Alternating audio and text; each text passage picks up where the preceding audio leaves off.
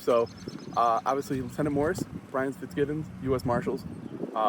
We're here, obviously, investigating an incident that occurred earlier this morning, approximately 20 minutes after 8 o'clock this morning.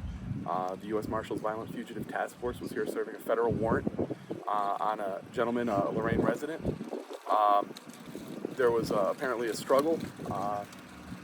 There was some resistance, some force used, and there was an officer-involved shooting that occurred this morning. Lorain police was called to the scene, immediately assisted, and the scene was turned over to the U.S. Marshals. The U.S. Marshals Task Force is obviously going to be part of the investigation here. Lorain police will probably be handling the investigation, and then from there, we're just really anticipating the investigation wrapping up sometime within the next couple of weeks, but at this point, it's brand new. We really don't know much to say.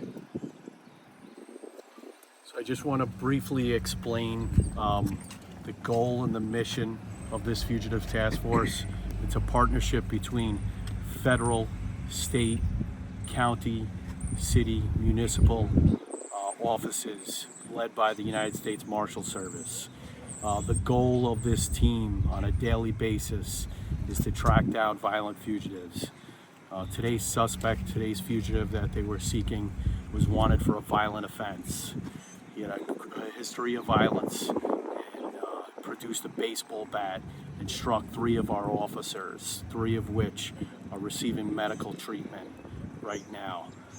Unfortunately, one of our officers had to use deadly force in order to prevent the suspect from performing any further damage, medical damage to our officers on scene.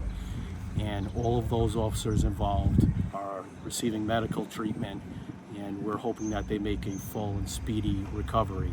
Our partners at Lorain Police have been doing an incredible job with processing the scene, and we are working with the Lorain Police Department in order to put out a detailed statement with further information, but it's a active investigation with a lot of details we just don't know yet.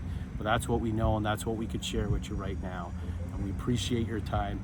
And like I said, we're going to send out a blasted correspondence with our media partners led by the Lorain Police Department. So thank you all. We're not going to take any questions right now, and that's what we're going to be prepared to discuss.